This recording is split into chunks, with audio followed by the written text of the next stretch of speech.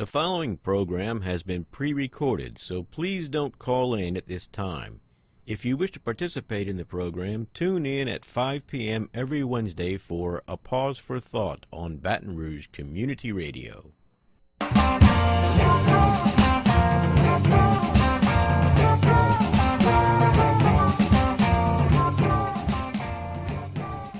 Well, good evening, fellow humans. This is Wayne Parker, still trying to figure out the soundboard here at WHYR.org. This is A Pause for Thought on Baton Rouge Community Radio, the only live call-in show so far. And that is, you can call in at 343-9927, 343-9927 if you'd like to call in and share your thoughts and ideas with us. We have Johnny Parker in the studio with us tonight. I do want to caution, though, anyone who does call in will be expected to be respectful and decent. Anyway, the topic for tonight is another question. Oh, by the way, good evening, Johnny. Good evening, Wayne. Good to be here. Yeah, good to have you here. It's good to have the board straight again. But our question for tonight is, which is better, society or solitude? Do we need either of them? Do we need both of them? And I thought I'd start off, Johnny, with a couple of quotes here, one by Ralph Waldo Emerson, which I'm sure everyone who reads him was anticipating. He wrote concerning society that, quote, "Society is a joint stock company in which the members agree for the better securing of his bread to each shareholder to surrender the liberty and culture of the eater. The virtue in most request is conformity. Self-reliance is its aversion. It loves not realities and creators, but names and customs. Whoso would be a man must be a nonconformist." And, of course, he wrote that in his essay, Self-Reliance, when he was urging people to do as their inner genius dictated and not what society was doing, what everybody else was doing. And I thought about that. Society loves not realities and creators, but names and customs. And the first thing that came to mind was Einstein's general theory of relativity. Up until that point, everyone believed that Newtonian physics was just about everything there was to know, and there was no further to go in physics. And then Einstein came up with this wild idea, and they rebelled against him and ignored him. There was another guy back in the late 19th century, a doctor, Ignaz Semmelweis. Are you familiar with him? No. He was an obstetrician, and during that time, the death rate of babies was very high. The infant mortality rate was extremely high. This was in Europe. And he noticed that the doctors that were going in to deliver babies were coming fresh from the morgue where they were doing autopsies. And he made the simple observation that maybe if you guys washed your hands and arms before going in to deliver babies, there might be, and he was ridiculed and just laughed at. And finally he prevailed and got them to try it. And lo and behold, he was right. But then he was ostracized. He couldn't find a job anywhere in the country for a long time. But the other thing regarding society and solitude was by Thoreau, which he wrote in his book Walden, which those of you who know of Thoreau know he was the name of the book. He wrote about his time, his 2 years or in 4 months, I think it was, living on Walden Pond. Thoreau wrote, "I had gone down to the woods for other purposes, but wherever a man goes, men will pursue and paw him with their dirty institutions, and, if they can, constrain him to belong to their desperate odd-fellow society. It is true, I might have resisted forcibly with more or less effect, might have run amuck against society, so to speak, but I prefer that society should run amuck against me, it being the desperate party." And I myself have encountered resentment from total strangers simply because I rode motorcycles. And it was like, who are you, And I the only way I could theorize it was that I was showing them up by being brave enough to go out there and ride, when they wanted to, but were afraid of getting hurt. But anyway, Kendall Losey just joined us in the studio. Traffic wasn't so good for your relief, I guess, huh? No, there was a few wrecks on the interstate, but I'm here, so Yes, you are good. here, and you probably heard coming over that I geeked up my intro again, but that's all part of it. I'm only human. I wish I were something better. Well, well, no, not really. Anyway, Johnny, your thoughts on that? And you, Kendall, you know the topic, right? Society versus solitude. Yes. Okay, and you heard what I just said about from Thoreau and Emerson. What's your take on society, Johnny?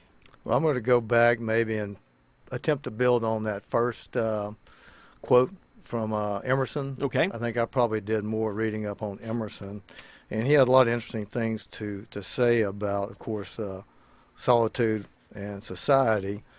And I go without quoting him at this point. What I think I understand what he's saying is we need both. And we need both one foot, one hand in society and one hand in solitude. And one quote he says, "The unlike mind can teach him much." And I think he was referring to not only can he learn much in solitude, but when he goes back in society, he needs to take that learning in solitude with him to be surrounded by other unlike minds so that basically he learns how to stay true to himself that he has continued discovered in isolation or in solitude back when he returns to society, which is totally different. I'm not sure I'm grasping that point, Johnny. Unlike minds, you're saying he goes into society to be among or find unlike minds, to inspire him or to challenge him, maybe? I think that would be both. Okay. Because in one other place he says, "We require such a solitude as shall hold us to its revelations, when we are in the street and in palaces." Okay. Yeah, and I can identify with that. Kendall, you're a young fella, but I'll bet you have a fresh perspective on that idea. On the idea of, It's opposing voices being of benefit to us, well, or opposing opinions, that sort of thing. Different people, nonconformists. I absolutely agree with that. Any opposing voices can change your viewpoint if you have an open mind, and so and I think that hearing from more people does us good, because sometimes our eyes can be opened to things that that our eyes wouldn't be open to if we were among less people. I agree. It just occurred to me, and Emerson described this. I don't know the statement well enough to paraphrase it, so I won't even try. But we are actually blocked by our own opinions of the time, our own understanding. We have to overcome our beliefs that we have right now. And that takes a lot of work, a lot of practice, at least. If the more you do it, the easier it becomes, just like anything else. But it's still, just by having opinions and beliefs in something, you set up barriers to yourself to learn more. And that's where other people that you trust and like that's why I want people to call in here with different ideas. The number is 343-9927. Feel free to call in and share your thoughts on the topic, but we like disagreements, and certainly I like disagreement when I'm wrong, and when I am wrong, I'd prefer to be at least the second person to know about it. But anyway, let me see. But anyway, Johnny, you were saying that we need both society and solitude, equal halves of each, or what? Well, I would say that Emerson said that. Okay. And I'm echoing Emerson. That's fine. Okay. How does that sound? Well, you agreed with him, so Yeah, it's just as though you thought of it on your own anyway. I won't go there. Here's something else. You mentioned self-reliance, the essay. Here's a interpretation by another writer who says that to him it says, "Insist on yourself, never imitate your own gift.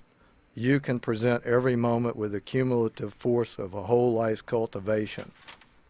But of the adopted talent of another, you have only an extemporaneous half possession. Nothing can bring you peace but yourself, nothing can bring you peace but the triumph of principles. And to me, that says a whole lot. Okay, I may Be need yourself. I may Sorry. need you to share that with me a little while. We have a phone call. Good evening. You're on a pause for thought. May I know who's calling, please? Hey, this is Dan. Hey, Dan. How you doing? I'm doing pretty good. What you got?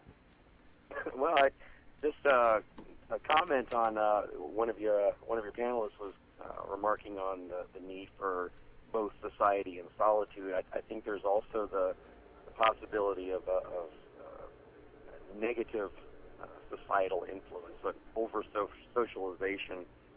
It seems like with the advent of social networking, that people have begun trying to maintain these huge numbers of relationships with people with whom they're only marginally connected, and I think there's a certain amount of psychological stress that comes from that.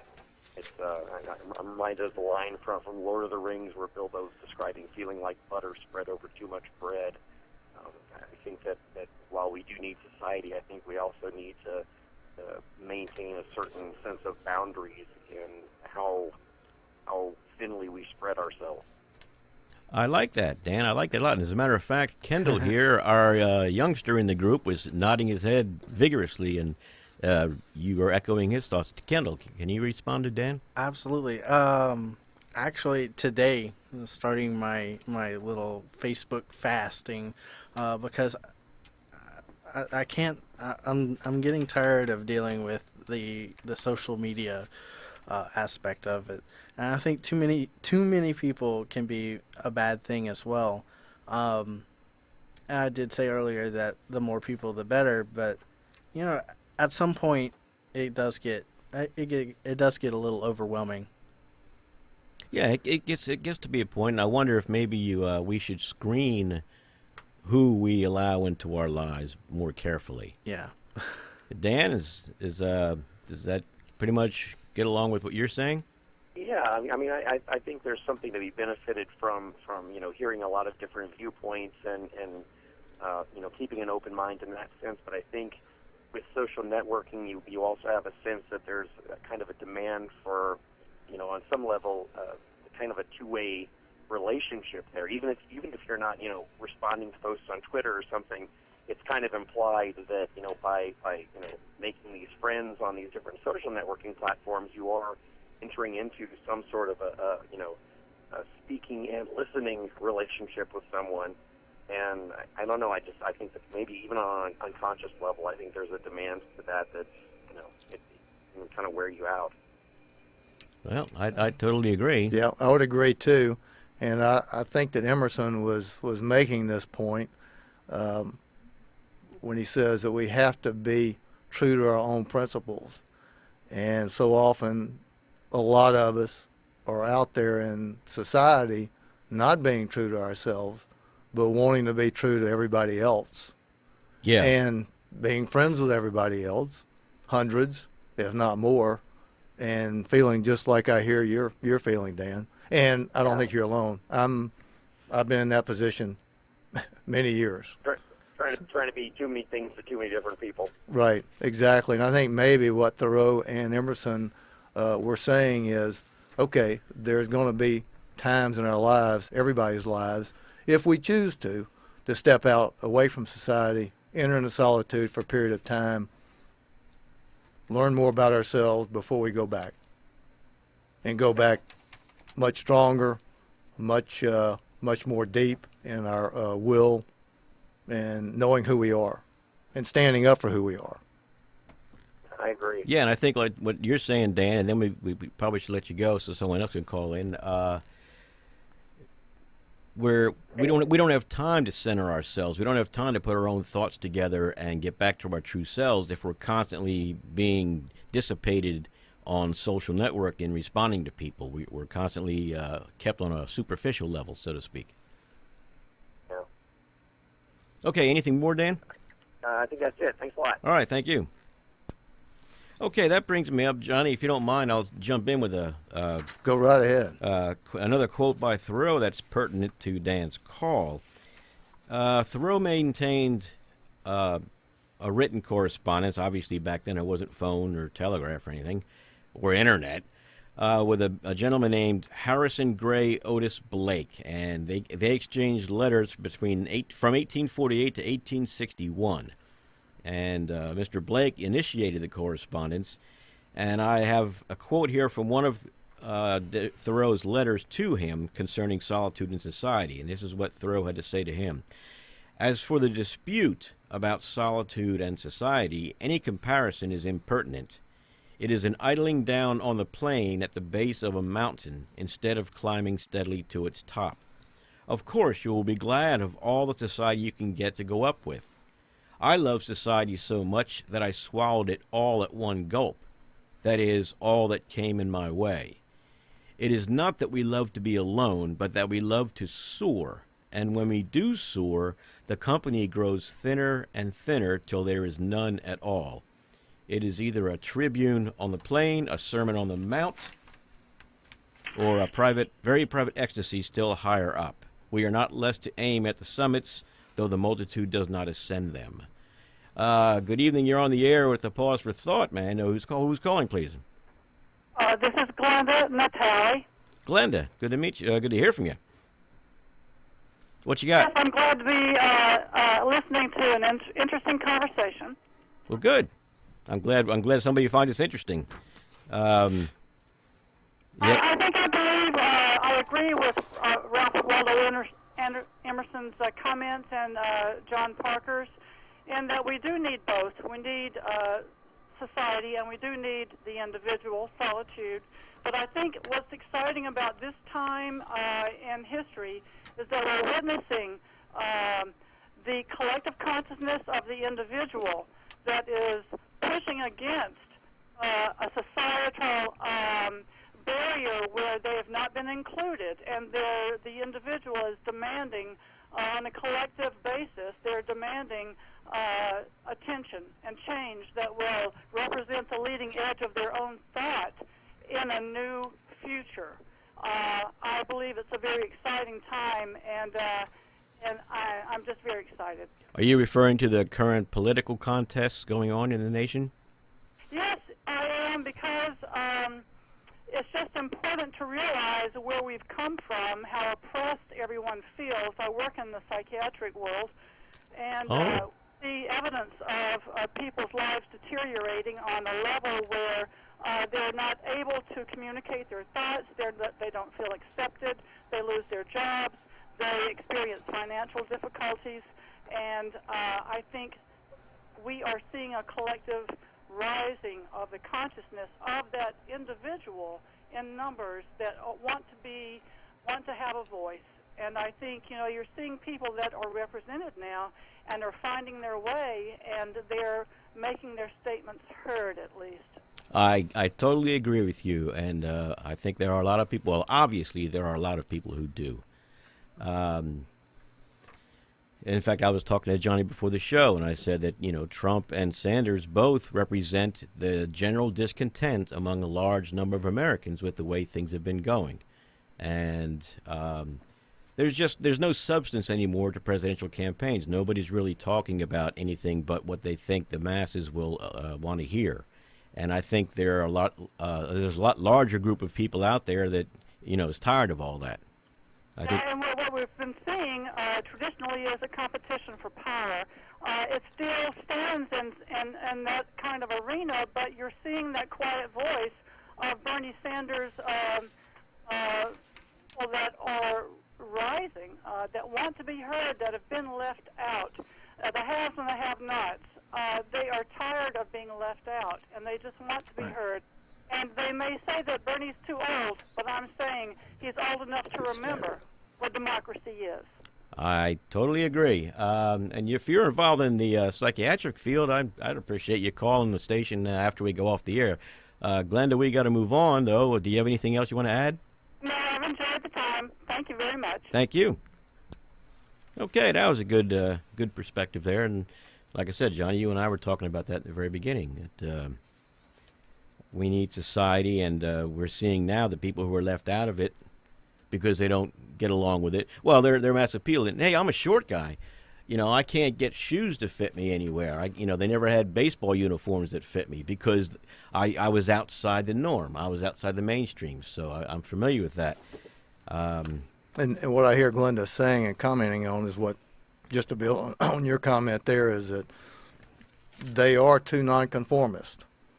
They are. That were mentioned there at the opposite ends of the political spectrum, but they are two nonconformists. Yes. And they are bringing something back into society. And depending on which end of the spectrum that you feel comfortable with and want to go with, that's another issue. But I think that's what both Thoreau and Emerson were saying, is that that we need people to come out of this, that go into the solitude, that come back out of the solitude and bring their learnings, their experience, their knowledge, their character. Somebody like the Dalai Lama, who I think would represent that from the Buddhism point of view, who lives in that world, but also lives in the world of society. And he brings that knowledge, he brings that depth of humanity with him into society as a representative of what we all can aspire to as human beings.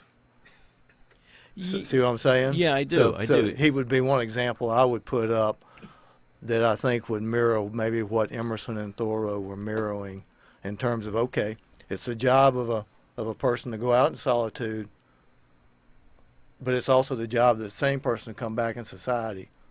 Well, you have to maintain grounding in real life too. I mean, what good is it if you're the wisest person in the world and you don't share it with people? Exactly. How wise is that? How really? wise is it? Yeah. How wise can it be? Right. Because there's no context. Kendall, you were going to say something? Mm-mm. Okay. Just coughing. Huh? Okay. Yeah. But yeah, I think it goes both ways. You need to go out in society to gain perspective from that side and test your thoughts, so to speak. I was once an idealist and a zealot, and I won't go into what kind, though. But it was reality that made me see that I was an idealist. Ideals are perfect, and there is no such thing as perfect. Nothing in nature is perfect except nature itself. Right. But it's perfect precisely because of all of its imperfections. So when you said reality, not put you on the spot, that's okay. do you mean society? Well, yes. Okay. What's actually going on out there? Right. Okay. Right. Sure. There's the preferred way that we all would like people to behave. Giving, sharing, respectful, all that stuff. But then there's the reality of what people really are. And we all stray from the ideal path. And anybody who really wants to understand and be a contribution, I think, needs to understand that. So he needs to get out among people and see and test his ideas, Right. and see what would work. Right. But by the same token, when the person goes back into their solitude, they now have a new perspective on how to focus their thoughts. Right. So it's a good balance of everything. One would think, yeah, and but it just occurred to me: are we talking about most people here, or are we talking about a more a smaller group? I'll put it that way. Well, I would say it's whoever wants to strive to be a person that's different from what they are right now. If they want to grow in their life, and I think that's what we're talking about. And I think Thoreau is a model we can use, and Emerson is a model we can use.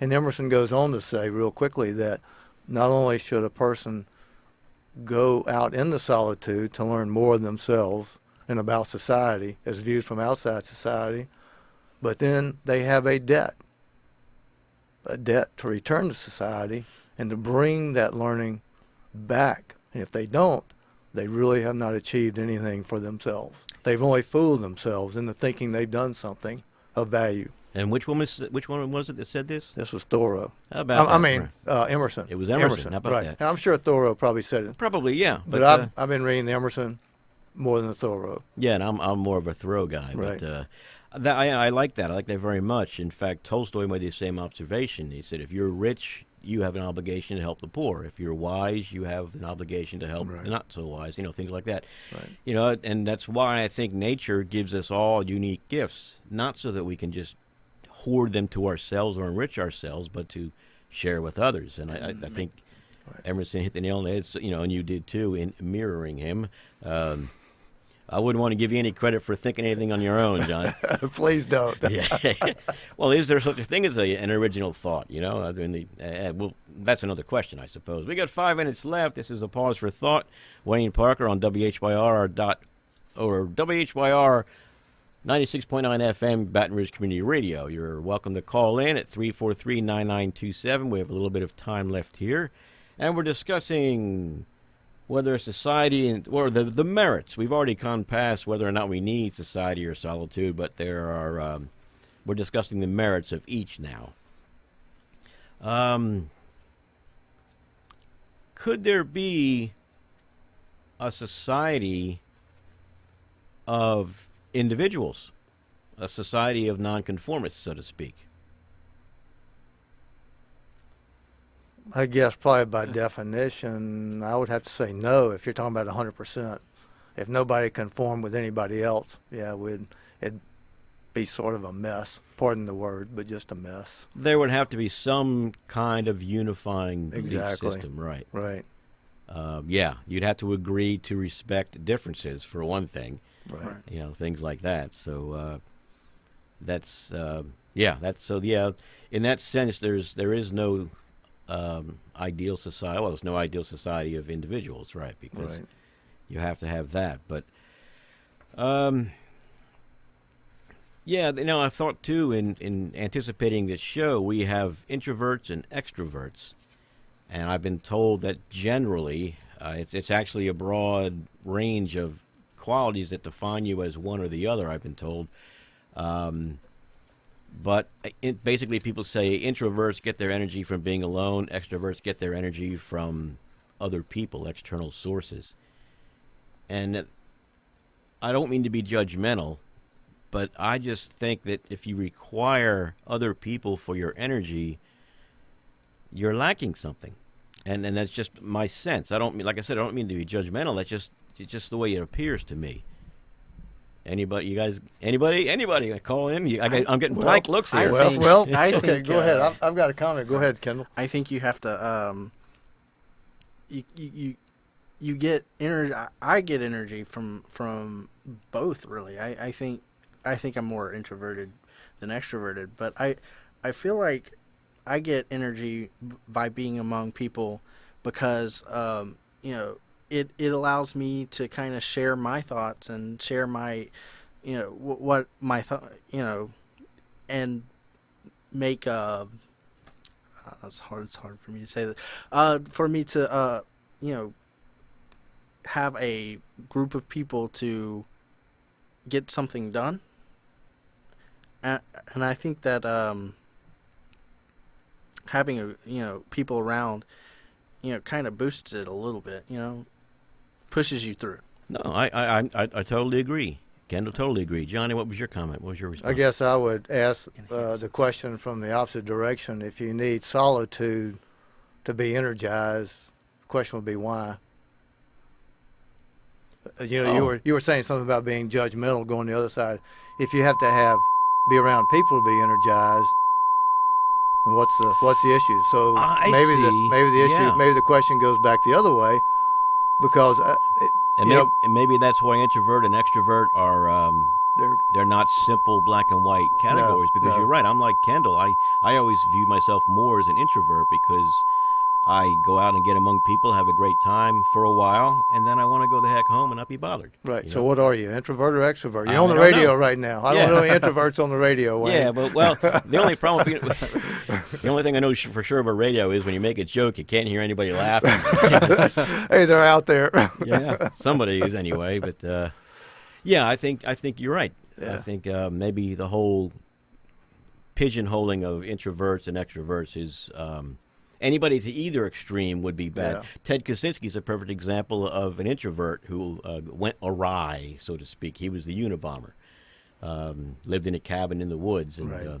you know, we know what he did. But so yeah, there are drawbacks to both.